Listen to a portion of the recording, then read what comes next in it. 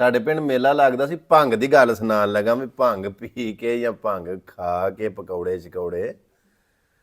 ਸਾਡੇ ਪਿੰਡ ਮੇਲਾ ਲੱਗਦਾ ਸੀ। ਬਾਬੇ ਹੋਰਾਂ ਦਾ ਨਾਂ ਸੀ ਸਿਦਕ ਸ਼ਾਹ ਵਾਲੀ ਸਰਕਾਰ। ਲੱਗਦਾ ਉਹ ਜਾ ਕੇ ਹਾੜ ਦੀ ਅੱਧ 'ਚ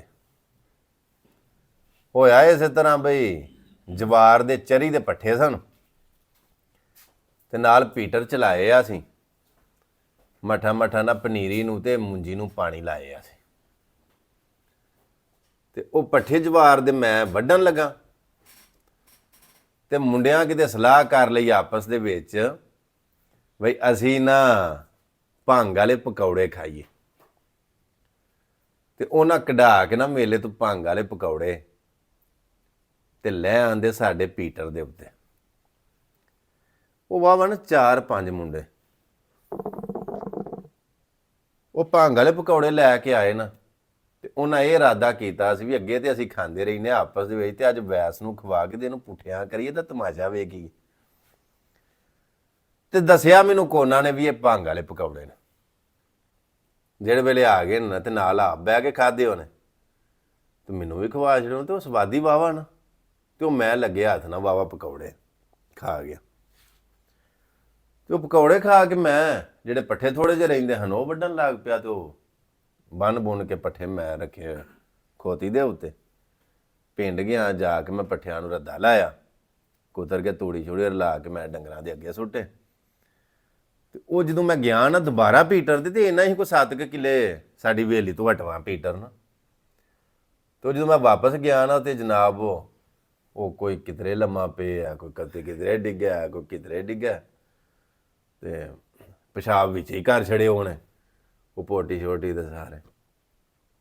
ਮੈਂ ਗਿਆ ਜਾ ਕੇ ਮੈਂ ਇਹਨਾਂ ਨੂੰ ਕੀ ਹੋਇਆ ਤੇ ਮੈਨੂੰ ਵਹਿਮ ਪੈ ਗਿਆ ਇਸ ਗੱਲ ਦਾ ਵੀ ਜੇ ਇਹਨਾਂ ਦਾ ਕਿਸੇ ਨਾਲ ਵਾਧਾ ਘਾਟਾ ਹੋ ਗਿਆ ਮੈਂ ਵੀ ਜਾਣਾ ਸਾਂ ਤੇ ਉਹ ਵੀ ਮੇਰੇ ਆਣੀ ਤੇ ਪਾਣੀ ਸਨ ਜਾਣੇ ਏਡੇ ਉਹ ਵੀ ਨਹੀਂ ਸਨ ਜਿੱਡਾ ਕਿ ਮੈਂ ਜਾਣਾ ਸੋਡੇ ਕਰੀ ਉਹ ਵੀ ਜਾਣੇ ਸਨ। ਤੇ ਉਂਝ ਮੈਨੂੰ ਵਹਿਮ ਪੈ ਗਿਆ ਕਿ ਜੇ ਇਹਨਾਂ ਨਾਲ ਕੋਈ ਵਾਧਾ ਘਾਟਾ ਹੋ ਗਿਆ ਨਾ ਤੇ ਹੋਇਆ ਸਾਡੇ ਇੰਜਨ ਤੇ ਪੈ ਜਾਣਾ ਵੀ ਉਹਨੇ ਕੋਲ ਬਹਿ ਕੇ ਕੋਈ ਇਹਨਾਂ ਨੂੰ ਸ਼ੈ ਖਵਾਈ ਤੇ ਖਵਾਈ ਉਹਨਾਂ ਸੀ ਮੈਨੂੰ। ਮੈਂ ਹੁਣ ਸ਼ਦਾਈ ਹੋਸ਼ ਦੇ ਵਿੱਚ ਆਉਂ ਤੇ ਦੱਸਣ ਵਾਲਾ ਦੇ ਵਿੱਚ ਕੋਈ ਇੱਕ ਬਚ ਜੇ ਨਾ ਬਈ ਅਸਾਂ ਇਹਨੂੰ ਖਵਾਇਆ ਇਹਨੇ ਸਾਨੂੰ ਕੁਝ ਨਹੀਂ ਖਵਾਇਆ। ਚਲੋ ਉਹ ਜਨਾਬ ਇਸੇ ਤਰ੍ਹਾਂ ਹੀ ਨਾ ਲਿਬੜੇ ਗੰਦ ਦੇ ਵਿੱਚ ਆਪਣੀ ਪੋਟੀ ਦੇ ਵਿੱਚ ਦੇ ਪਿਸ਼ਾਬ ਵਿੱਚ ਹੀ ਕੀਤਾ ਤੇ ਮੂੰਹ ਦੇ ਹੋ ਕੇ ਪਏ। ਤੇ ਇਸ ਚੀਜ਼ ਦਾ ਵੀ ਨਸ਼ੇ ਦਾ ਇੱਕ ਦਰਾਨੀਆਂ ਹੁੰਦਾ ਨਾ। ਜਦੋਂ ਉਹਨਾਂ ਨੂੰ ਹੋਸ਼ ਆਈ ਨਾ ਤੇ ਉਹ ਆਖਣ ਲੱਗੇ ਵੀ ਤੂੰ ਕਿੱਥੇ ਦਾ? ਮੈਂ ਇੱਥੇ ਹਾਂ, ਤੁਸੀਂ ਕਿਤੇ ਆਪਣੇ ਹੋ ਬਾਈ। ਤੇ ਮੈਂ ਕੀ ਹੋਇਆ ਤੁਹਾਨੂੰ? ਉਹਨਾਂ ਆਖਿਆ ਤੈਨੂੰ ਕੋਈ ਨਹੀਂ ਹੋਇਆ। ਮੈਂ ਮੈਨੂੰ ਕੀ ਹੋਣਾ ਸੀ, ਤੁਹਾਨੂੰ ਇਹ ਕਿਉਂ ਹੋਇਆ? ਤੇ ਉਹਨਾਂ ਆਖਿਆ ਹਾਂ ਤੇ ਭੰਗ ਵਾਲੇ ਪਕੌੜੇ ਲਿਆਂਦੇ ਹਨ ਤੈਨੂੰ ਖਵਾਉਣ ਵਾਸਤੇ। ਤੇ ਉਹ ਮੈਂ ਉਹ ਗੱਲ ਸੁਣੋ ਉਹ ਮਾਰਨ ਵਾਲੇ ਮੋਏ ਮੁਹੰਮਦ ਕੁਦਰਤ ਖੁਦਾ ਦੀ ਹੋਈ। ਉਹ ਮੈਂ ਤੂੰ ਮੇਰੇ ਵਾਸਤੇ ਖੂਹ ਕਿਸੇ ਲਈ ਕੱਢੀਏ, ਖਾਤਾ ਆਪਣਾ ਤਿਆਰ ਰੱਖਣਾ ਚਾਹੀਦਾ। ਮੈਂ ਜਿੰਨੀ ਦੇਰ ਤੱਕ ਦਸੀਏ ਨਾ ਉਨੀ ਦੇਰ ਤੱਕ ਨਸ਼ਾ ਨਹੀਂ ਹੁੰਦਾ। ਮੈਂ ਦੱਸਿਆ ਨਾ ਏਡਾ ਪਿਆਲਾ ਪਿਆ ਕੋਈ ਕਿਤਨੇ ਹੁੰਦਾ ਨਾ ਕਿਲੇ ਵਾਲ ਪਰ ਵੀ ਕੁਝ ਦਿਲ ਦਿਮਾਗ 'ਚ ਫਰਕ ਆਇਆ ਕੋਈ ਫਰਕ ਨਹੀਂ। ਇੰਜ ਸਾਡਾ ਇੱਕ ਜੀ ਸੀ, ਚਲੋ ਨਾਂ ਨਹੀਂ ਹੁਣ ਲੈਣਾ, ਯੂਨਾਨ ਅਸੀਂ ਇਕੱਠੇ ਹੁੰਦੇ ਹਾਂ ਤੇ ਉਹਨੇ ਕੰਮ ਤੋਂ ਆਉਣਾ ਨਾ ਜਦੋਂ ਫਰੈਸ਼ ਹੋ ਕੇ ਆਪਣਾ ਉਹਨੇ ਨਹਾ ਧੋ ਕੇ ਤੇ ਸਲਾਦ ਬਣਾਉਣਾ ਏਡਾ ਮਜ਼ੇਦਾਰ ਏਡਾ ਸੋਹਣਾ ਕਿ ਮੈਂ ਨਾ ਕਿਆ ਬਾਤ ਹੈ। ਯੂਨਾਨ ਦਾ ਸਲਾਦ ਪੂਰੀ ਦੁਨੀਆ ਤੇ ਮਸ਼ਹੂਰ ਹੈ, ਪੂਰੀ ਦੁਨੀਆ ਤੇ ਮਸ਼ਹੂਰ ਹੈ। ਉਹਦੇ ਵਿੱਚ ਜ਼ੈਤੂਨ ਦਾ ਚਾਰ, ਜ਼ੈਤੂਨ ਦਾ ਤੇਲ ਨਾਲ ਉਹਨਾਂ ਦਾ ਉਹ ਇੱਕ ਨਾ ਤੀਰੀ ਉਹਨੂੰ ਆਉਂਦੇ ਨੇ ਜਿਹਨੂੰ ਅਸੀਂ ਚੀਜ਼ ਆਉਂਦੇ ਹਾਂ ਨਾ ਤੀਰੀ, ਉਹ ਫਰੈਸ਼ ਤੀਰੀ ਹੁੰਦੀ ਹੈ ਭੇਡਾਂ ਦੇ ਦੁੱਧ ਦੀ ਬਣਦੀ।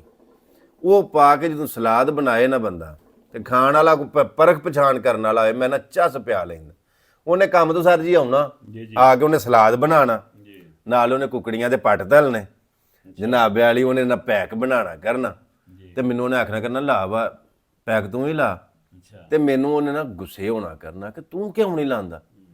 ਮੈਂ ਜਿਵੇਂ ਅੱਗੇ ਨਹੀਂ ਗੱਲ ਦੱਸੀ ਆਓ ਕਾਪੀ ਨਾ ਮੇਰੇ ਕੋਲ ਮੇਰੇ ਨਾਲੋਂ ਛੋਟੇ ਨੌਜਵਾਨ ਬੱਚੇ ਮੇਰੇ ਕੋਲ ਆਉਂਦੇ ਨੇ। ਅੱਜ ਤੱਕ ਕੋਈ ਮਾਈ ਦਾ ਲਾਲ ਸਾਬਤ ਨਹੀਂ ਕਰ ਸਕਦਾ ਕਿ ਮੈਂ ਸ਼ੁਗਰ ਨਾਲ ਵੀ ਆਖਿਆ ਹੋਏ ਲਾ ਵਾਰੀ। ਉਹਨੇ ਮੈਨੂੰ ਆਖਣਾ ਕਰਨਾ ਲਾ ਪੈਕ।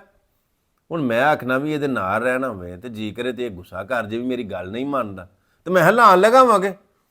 ਉਹਨੇ ਪੈਕ ਇਹ ਇੰਨਾ ਕੁ ਸਾਰਾ ਅੱਛਾ ਸਰ ਜੀ ਇੰਨਾ ਕੁ ਸਾਰਾ ਉਹਨੇ ਉਹ ਸ਼ਰਾਬ ਪਾ ਕੇ ਨਾ ਤੇ ਉਹ ਪਾ ਕੇ ਜਨਾਬੇ ਵਾਲੀ ਨਾਲ ਉਹਨੇ ਸਲਾਦ ਸਲੂਦ ਬਣਾ ਕੇ ਗੋਸ਼ਤ ਵਗੈਰਾ ਰੱਖ ਕੇ ਤੇ ਉਹਨੇ ਇੰਜੋਏ ਕਰਨ ਵਾਸਤੇ ਨਾ ਬਹਿ ਜਾਣਾ। ਤੇ ਮੈਨੂੰ ਇਹ ਹੁੰਦਾ ਸੀ ਵੀ ਇਹ ਕਿਤੇ ਗੁੱਸੇ ਨਾ ਹੋਈਏ ਤੇ ਕਿਤੇ ਰੂਮ 'ਚ ਨਾ ਕੱਢ ਜਿਹੜੇ ਆ ਜਿਹੜੇ ਬਾਹਰ ਰਹਿਣ ਵਾਲੇ ਬੰਦੇ ਹੁੰਦੇ ਨਾ, ਉਹਨਾਂ ਨੂੰ ਇਹ ਬੜਾ ਹੁੰਦਾ ਆਹੋ ਕਿ ਇਹ ਨਾ ਹੋਵੇ ਕਿ ਕਿਤੇ ਜਿਹਦੇ ਰੂਮ 'ਚ ਰਹਿੰਦੇ ਆ ਪਿਓ ਗੁੱਸਾ ਨਾ ਕਰ ਜੇ, ਫਿਰ ਪੜੇ ਚੱਲ ਪਲੱਤਰ ਕਰਨੇ ਪੈਂਦੇ ਨੇ। ਮੈਂ ਉਥੋਂ ਨਾ ਫ੍ਰਿਜ ਦੇ ਵਿੱਚੋਂ ਇੰਨੀ ਕਿ ਸਪਰੈਟ ਪਾ ਲਿਆਉਣੀ ਤੇ ਉਹਨੇ ਗਲਾਸੀ ਇੰਜ ਕਰਨੀ, ਮੈਂ ਖੜਕਾ ਕੇ ਮੈਂ ਸਪਰੈਟ ਵੀ ਨਹੀਂ ਕਰਨੀ ਤੇ ਉਹਨੇ ਉਹ ਪੈਕ ਲਾਇਆ ਹੁੰਦਾ ਸੀ। ਉਹ ਸ਼ਰਟ ਗਰਮੀਆਂ ਦੀ ਅਕਸਰ ਨਾ ਉਹਨੇ ਉਹ ਸ਼ਰਟ ਇੱਥੋਂ ਚੁੱਕ ਕੇ ਨਾ ਉਹ ਟੀ-ਸ਼ਰਟ ਪਾਈ ਤੇ ਇੱਥੇ ਕਰ ਲੈਣੀ ਗੱਲ, ਹਮ ਜੱਟ ਬੜੈਜ ਖਰੀਦਾ ਹੈ ਪਾਕਿਸਤਾਨ ਖਰੀदेंगे ਯੂਨਾਨ। ਉਹਨੇ ਸੌਦਾ ਵਟਾ ਕਰਨ ਲੱਗ ਪੈਣਾ, ਮੈਂ ਸਾਰਾ ਗੋਸ਼ਤ ਵੀ ਸਲਾਦ ਵੀ ਕਾਕੂ ਜਾਣਾ। ਮੈਂ ਉਹਨੂੰ ਆਖੀ ਜਾਣਾ ਇੰਝ ਹੀ ਗੱਲ ਖਰੀਦਾ ਫਰੋਖ ਦਾ ਮਾਹਰ ਹੈ ਤੂੰ। ਉਹ ਜਨਾਬ ਵਾਲੀ ਸਾਰਾ ਗੰਦ ਛੰਦ ਵਿੱਚ ਹੀ ਪਿਸ਼ਾਬ ਵਿੱਚ ਹੀ ਹੈਂ ਰਾਲਾਂ ਡਿੱਗਦੀਆਂ ਨੇ ਪਈਆਂ ਤੇ ਕੋਈ ਹਾਲ ਕੋਈ ਨਾ। ਅਸਲ ਦੇ ਵਿੱਚ ਸਾਰੀ ਗੱਲ ਸੁਣਾਉਣ ਦਾ ਹੈ ਤੇ ਗੱਲ ਸ਼ੁਗਲ ਵਾਲੀ ਵੀ ਹੈ, ਇਬਰਤ ਵਾਲੀ ਵੀ ਹੈ। ਬਤੌਰ ਸਬਕ ਇਸ ਗੱਲ ਦਾ ਖੁਲਾਸਾ ਇਹ ਵੇ ਕਿ ਨਸ਼ਾ ਹਰਾਮ ਹੈ। ਚਾਹੇ ਕੋਈ ਵੀ ਐਨੀ ਟਾਈਮ ਐਸੀ ਚੀਜ਼ ਜਿਹੜੀ ਤੁਹਾਨੂੰ ਨਸ਼ਾ ਦਿੰਦੀ ਏ ਉਹ ਤੁਹਾਡੇ ਵਾਸਤੇ ਹਰਾਮ ਹੈ।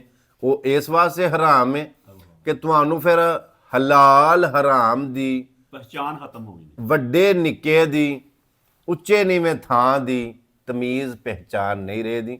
ਲਿਆਦਾ ਜਿੰਨੇ ਵੇਖਣ ਵਾਲੇ ਨੇ ਸਾਰਿਆਂ ਨੂੰ ਮੇਰੀ ਰਿਕੁਐਸਟ ਹੈ ਆਪਣਿਆਂ ਬੱਚਿਆਂ ਹਾਲ, ਆਪਣੀਆਂ ਛੋਟੀਆਂ ਹਾਲ, ਭਤੀਜਿਆਂ ਹਾਲ, ਭਾਂਜਿਆਂ ਹਾਲ ਨਜ਼ਰ ਰੱਖਿਆ ਕਰੋ ਔਰ ਉਹਨਾਂ ਤੇ ਨਜ਼ਰ ਰੱਖਣ ਤੋਂ ਪਹਿਲਾਂ ਆਪਣੇ ਆਪ ਤੇ ਨਜ਼ਰ ਰੱਖਿਆ ਕਰੋ ਕਿ ਅਸੀਂ ਉਹਨਾਂ ਨੂੰ ਡੱਕਣਾ ਤੇ ਕਿਆ ਅਸੀਂ ਆਪ ਤੇ ਨਹੀਂ ਐਸਾ ਕੰਮ ਕਰਦੇ ਪਏ। ਕਿਉਂਕਿ ਮੇਰੇ ਪਾਕ ਪੈਗੰਬਰ ਅਲੈਹਿਸਲਾਮ ਦੇ ਕੋਲ ਇੱਕ ਬੀਬੀ ਆਈ ਤੇ ਆ ਕੇ ਆਖਣ ਲੱਗੀ ਸੋਹਣਿਆ ਮੇਰਾ ਬੱਚਾ ਗੁੜ ਖਾਂਦਾ ਤੇ ਫਰਮਾਇਆ ਕੱਲ ਲੈ ਕੇ ਆਇਓ। ਤੇ ਅਗਲੇ ਦਿਨ ਉਹ ਬੱਚੀ ਆਪਣਾ ਬੀਬੀ ਆਪਣਾ ਬੱਚਾ ਲੈ ਕੇ ਜਦੋਂ ਆਈ ਨਾ ਤੇ ਆਖਣ ਲੱਗੀ ਸੋਹਣਿਆ ਗੁੜ ਖਾਂਦਾ ਤੇ ਨਬੀ ਪਾਕ ਨੇ ਫਰਮਾਇਆ ਬੇਟਾ ਗੁੜ ਨਾ ਖਾਇਆ ਕਰ। ਤੇ ਆਖਣ ਲੱਗੀ ਸੋਹਣਿਆ ਜੇ ਇੰਨੀ ਗੱਲ ਹੀ ਆਖਣੀ ਸੀ ਤੇ ਫਿਰ ਕੱਲ ਆ ਛੜਨੀ ਤੇ ਫਰਮਾਇਆ ਕੱਲ ਮੈਂ ਆਪ ਖਾਦਾ ਸੀ। ਕਿਸੇ ਨੂੰ ਸਮਝਾਉਣ ਤੋਂ ਪਹਿਲਾਂ ਆਪ ਵੀ ਅਮਲ ਕਰਨਾ ਚਾਹੀਦਾ।